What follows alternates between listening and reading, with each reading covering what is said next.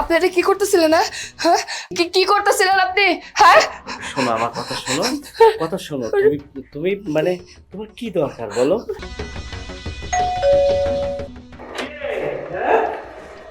আরে আরে কে পুলিশ? উনি হলো আমাদের ম্যাজিস্ট্রেট স্যার। ম্যাজিস্ট্রেট কেন? আমরা কি কোনো অন্যায় করেছি, কোনো ভুল করেছি নাকি? বুঝতে পারছেন না? আচ্ছা ঠিক আছে, আমি আপনাকে বুঝিয়ে দিচ্ছি। আপনারা যে বাড়িটা করেছেন এটা অবৈধ জায়গার উপরে। আমি আসছি আপনাদেরকে বাড়ি উচ্ছেদের নোটিশ দিতে। এই যে উচ্ছেদের চিঠি? হ্যাঁ সত্যি তো। আব্বা, ও আব্বা, এদিকে এসো, এদিকে এসো। হ্যাঁ, চিন্তা তো শেষ কেন? আর পুলিশ? আমার বাসায় পুলিশ কেন? আব্বা শুধু পুলিশ না, উনি উনি ম্যাজিস্ট্রেট। ম্যাজিস্ট্রেট? এটা আমাদের বাড়ি উচ্ছেদের নোটিশ দিছে। ম্যাডাম, আমাদের এত বড় সর্বনাশ করেন না। আমরা বাড়ি উচ্ছেদ করলে আমরা কোথায় যেয়ে থাকবো? দেখেন ম্যাডাম, এত বড় সর্বনাশ করেন না। আমার আব্বা হার্টের রোগী, মানে দুইবার তার অ্যাটাক হয়েছে। এখন যদি এটা চলে যায়, আর আমাদের তো অন্য কোনো কিছু নাই, অন্য কোনো বাড়ি ঘর নাই, এটাই আমাদের সম্বল। এই যে ভাড়া টাড়া দিয়ে এটাই আমরা চলি। আরে কি শুরু করেছেন আপনারা? শুধু শুধু আপনারা এত কথা বলছেন। দেখুন, এত কথা বলে কোনো লাভ নেই। আমি কোর্ট থেকে নোটিশ নিয়ে আসছি, 7 দিনের মধ্যে আপনাদের বাড়িটা খালি করে দিতে হবে। এবারের মতো মাফ করে দেন। What is this? আপনার এত বড় সাহস হয় কি করে আপনি আমাকে এই ধরনের কথা বলেন? আপনাদের মতো কিছু মানুষদের জন্য আজকে সমাজের এই অবস্থা। কি মনে হয় আপনাদের প্রত্যেকটা মানুষই খারাপ? আমরা বিসিএস ক্যাডার, আমরা অনেক কষ্ট করে পড়াশোনা করে এই জায়গা অর্জন করেছি মানুষের সেবা করার জন্য। আর আপনার কত বড় সাহস, আপনি আমাকে এই ধরনের বাজে কথা বলেন, বাজে প্রস্তাব দিন। আপনাকে আর আমি কোনো কিছুই বলতে চাচ্ছি না। আপনারা 7 দিনের মধ্যে বাড়িটা খালি করে দিবেন। আপনি দয়া করেন আমাদের দিকে। আচ্ছা, আপনাদেরকে আমি দয়া করব? আপনারা কখনো মানুষের উপর দয়া করেছেন? হ্যাঁ, আমরা তো সবসময় মানুষের উপকার করি, সারা জীবন শুধু মানুষের উপকার করলাম, তাই না আব্বা? এক্সকিউজ মি, আপনাকে বলছি, আপনারা যেভাবে কথা বলে আমার টাইম নষ্ট করছেন, আমার সময়ের অনেক মূল্য। আচ্ছা, আপনারা মনে হয় আমাকে চিনতে পারেননি। কেন, আমাকে দেখে আপনাদের কোনো কিছু মনে পড়ছে না? চিনতে পারছেন আমাকে? আমি সুমাইয়া। সুমাইয়া? কোন সুমাইয়া? চিনতে পারছেন না? আপনাদের বাড়িতে কাজ করতাম এক সময়।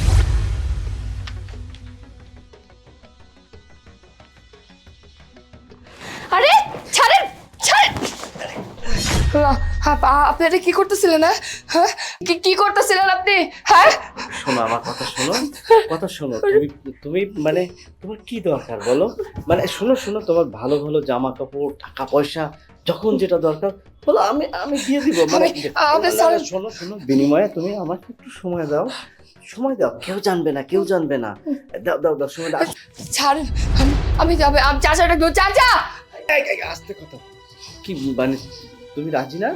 না ভালো করে ভেবে দেখো। না না না, আমি দাঁড়াও দাঁড়াও দাঁড়াও, আমি ডাকতেছি, তোমার ব্যবস্থা নিতেছি। আব্বা, আব্বা,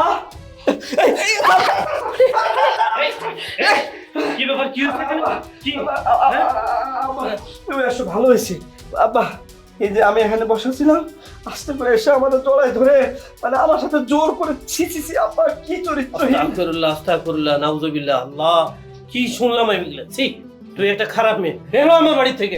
চাচা, আমার কথাটা শোনেন চাচা, আমার কথাটা শোনেন চাচা। চুপ, কোনো কথা কবি না, যাবে না। তোর মতো এরকম খারাপ মেয়ে, আব্বা যাবে না। দেখেন ম্যাডাম, ভুল করে ফেলেছিলাম। ওই দিন আসলে আপনার কোনো দোষ ছিল না, সব দোষ আমার ছিল। মানে আমি অন্যায়টা করেছিলাম, আর মিথ্যা একটা অপবাদ দিয়ে আমার আব্বার সাথে মিলে আপনাকে বাড়ি থেকে বের করে দিয়েছি।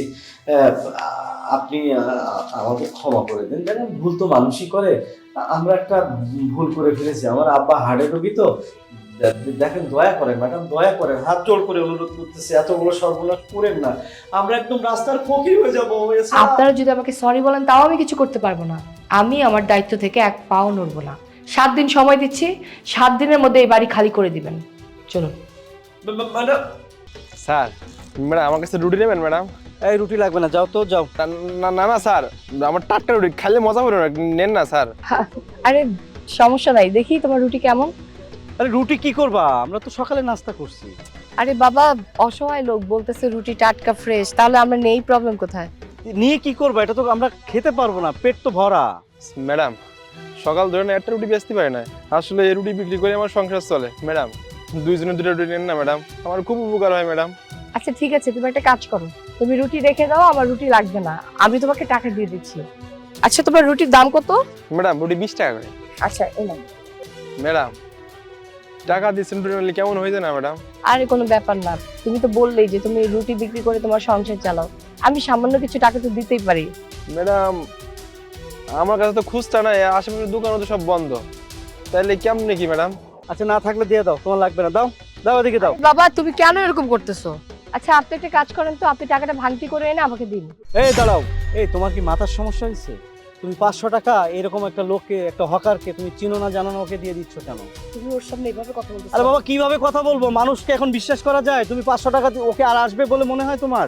তুমি একটা লোকের সাথে এভাবে কথা বলতে পারো? মানে ধুর, তোমার কি মাথার কোনো সমস্যা হয়েছে? তুমি একটু থামো না, দেখো বিষয়টা আমি দেখতেছি।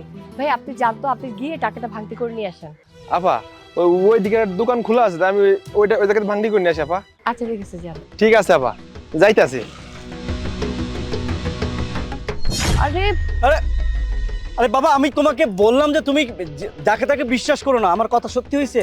আরে ও আসবে আর আসবে। আসসালামু আলাইকুম স্যার এবং ম্যাডাম, আমার কাছে ভালো বই আছে, একটা বই নেন। বই জীবনের অমূল্য সম্পদ, একটা বই হাজার বন্ধুর চাইতে অনেক বড় উপকারী। একটা বই পড়বেন, আপনার জ্ঞান খুলবে, জ্ঞান বেড়ে যাবে। জ্ঞান হচ্ছে বুদ্ধিমত্তা, আর এই জ্ঞান বৃদ্ধি করলেই সমাজে আপনি অনেক কিছুই করতে পারবেন। এ ভাই আমার বই লাগবে না, আপনি বই পড়ে জ্ঞান নেন, ভাগেন তো, জানতো। আরে বাবা তুমি এরকম কেন করতেছো? একটা বয়স্ক মানুষের সাথে, বাপের বয়স্ক মানুষ, তার সাথে এইভাবে কথা বলে কেউ? মানে তুমি কি শুরু করছো, একটা মানে রুটিওয়ালাকে? আরে নাও তো, এই ধরেন তো ভাই, ধরেন তো। আরে বাবা তুমি দেখো, রবীন্দ্রনাথ ঠাকুরের বই আমার খুব ফেভারিট, এটার দাম কত? 65 টাকা। মাত্র 65 টাকা, এটার জন্য কেউ এরকম করে? আচ্ছা ঠিক আছে, আমি আপনাকে টাকা দিয়ে দিচ্ছি, এই যে নিন। আরে আবার 500 টাকা দিচ্ছ কেন? আরে আজব তো, আমার কাছে ভাঙতি নেই তো কি করব, আপনি আমাকে বাকি টাকাটা ফেরত দিন। ম্যাডাম আমার কাছে তো 500 টাকার ভাঙতি নাই। চাচা আপনি একটা কাজ করেন, আমি শুনেছি ওইখানে নাকি দোকান খোলা আছে। আরে বাবা তুমি তো একই কাহিনী করতেছো। আরে বাবা তুমি একটু শান্ত হয়ে বসো, আপনি গিয়ে দেখেন ওখানে দোকান খোলা আছে, আপনি ভাঙতি করে নিয়ে আসেন। আমাকে বিশ্বাস রাখতে পারেন, আমি বিশ্বাসের মর্যাদা রাখবো। আরে আমাদের কি টাকার গাছ আছে? তুমি আগে 500 টাকা দিলে, আবার এখন 1000 টাকা চলে গেল। মানে তুমি কি এত ফাজলামো শুরু? চিল্লাচিল্লি কেন আরে বাবা করতেছো? কেন করব না, তুমি সেটা তো এ? বলবা যে কেন। আপামনি ভাইজান চিপস লইবেন? আমার কাছে চিপস আছে, এই যে এই চিপস খুব স্বাদ।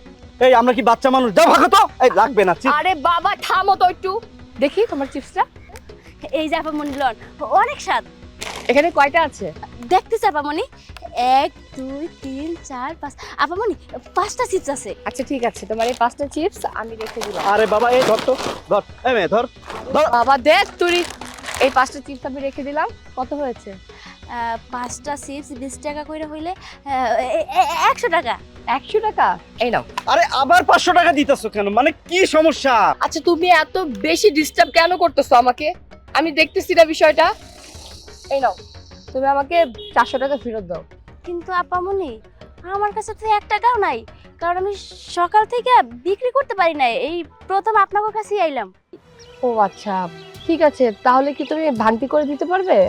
আচ্ছা আপনারা এখানে 1 মিনিট দাঁড়ান, আমি এখনই ভাঙছি। আরে দাঁড়াও দাঁড়াও, এই তুমি যারা তারা বিশ্বাস করতেছো কেন? তুমি তোমার- চুপ থাকো না, আমাকে একটু বিষয়টা মানে আমি দেখতে দাও। বুঝলাম না, আমার কাছে কি টাকার গাছ নাকি? ভাইজান আমরা গরিব হইতে পারি কিন্তু মানুষের টাকা বাইরে খাই না। আচ্ছা তুমি কিছু মনে করবে না, তুমি একটা কাজ করো, তুমি টাকাটা ভাঙতি করে নিয়ে আসো, আর আমার একটা কাজ আছে, আমি আধা ঘন্টা পরে এই জায়গাটা থাকবো, ঠিক আছে?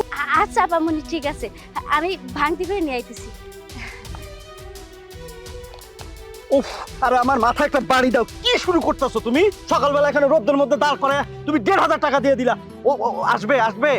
আচ্ছা বাবা তুমি এরকম কেন করতেছো? বললাম না যে আমি একটা বিষয় দেখতেছি। কি বিষয় দেখবা? টাকা দিয়ে কখনো বিষয় দেখে? তুমি ঠান্ডা হও, আমি তোমাকে পরে বলতেছি, তুমি চলো এখান থেকে। ভালো লাগে না, ধরো। আমার সকাল সকাল 1500 টাকা চলে গেছে, ধর ভালো লাগে না এইসব।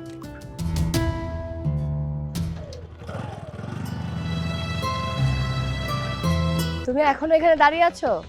আমি আধা ঘন্টার কথা বলে 4 ঘন্টা পরে আসছি। আপামনি আপনারা আইছেন, এই যে আপনার 400 টাকা। আর এইটা আমার 100 টাকা। তুমি যে এখনো এখানে দাঁড়িয়ে থাকবে তা আমি আশা করিনি।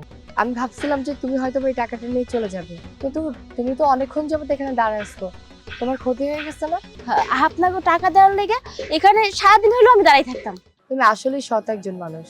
আরে এত জ্ঞান দিতে হবে না, চলো তো চলো। আরে দাঁড়াও সৈকত, তুমি সবসময় মাথা গরম করো। ভাই রোদের মধ্যে ভালো লাগতেছে না, তুমি কি করতেছো সকাল থেকে? আমি তোমাকে এখন বুঝিয়ে বলতেছি, শোনো কেন আমি এই নাটকটা করছি। সকাল থেকে আমি যাকে 500 টাকা দিছি, লোভ সামলাতে না পেরে টাকা নিয়ে ভেগে গেছে। গেছে তো, আসবে ওই টাকা। ওইটা তো আর আসবে না, কারণ ওরা তো ভালো মানুষ না, ওরা খারাপ মানুষ। একটা মেয়ে যদি 400 টাকার জন্য 4 ঘন্টা এই রোদের মধ্যে দাঁড়িয়ে থাকতে পারে, তাহলে সে নিশ্চয়ই অনেস্ট একজন মানুষ, তার মধ্যে কোনো লোভ নেই। এই 500 টাকার লোভই যে সামলাতে পারে না, সে হাজার হাজার টাকার লোভ কিভাবে আরে বাবা, সামলাবে? এটা দিয়ে আমার কি হবে আমি তো বুঝতেছি না। বুঝতেছো না কেন? আমি আর তুমি তো বিদেশে চলে যাবো। এতে যাবো তাতে কি হইছে? কি হয়েছে মানে? আমাদের এই যে এত হাজার হাজার কোটি টাকার সয় সম্পত্তি, আমাদের বাড়ি, হ্যাঁ এটা দেখাশোনা করার জন্য তো একজন লোক লাগবে, তাই না? হ্যাঁ লাগবে তো। রাস্তাঘাটে কি এখানে কি মানে এটা দিয়ে কি? শোনো, আজকাল না মানুষকে বিশ্বাস করা যায় না। আমি জাস্ট একটু বুদ্ধি খাটিয়ে একজন সৎ মানুষ বের করছি, আর সেই মানুষটা হচ্ছে এই মেয়েটা। এই মেয়েটা 400 টাকার জন্য এই রোদের মধ্যে 4 ঘন্টা ধরে এখানে দাঁড়ায় আছে নিজের লস করে। এখনকার মানুষ নিজের স্বার্থ ছাড়া এক পা হাঁটে না, আর সেখানে এই মেয়েটা এখানে দাঁড়ায় আছে আমাদের জন্য, আমাদের টাকা ফেরত দেওয়ার জন্য। আমি বুঝতে পেরেছি এই মেয়েটার মধ্যে কোনো লোভ নেই। যে মানুষের মধ্যে টাকা পয়সার লোভ নেই, সে মানুষটা নিঃসন্দেহে একজন সৎ মানুষ। আমি চাই ও আমাদের বাড়ি দেখাশোনা করুক। কি বলো তুমি? এত বুদ্ধি নিয়ে চলো তুমি? হ্যাঁ আচ্ছা যাই হোক, শোনো, তুমি প্রতিদিন কত টাকা ইনকাম করো? এই তো ম্যাডাম, মাঝে মাঝে 200 টাকা, 300 টাকা, 400 টাকা, আবার মাঝে মধ্যে 1 টাকাও হয় না। তুমি থাকো কই?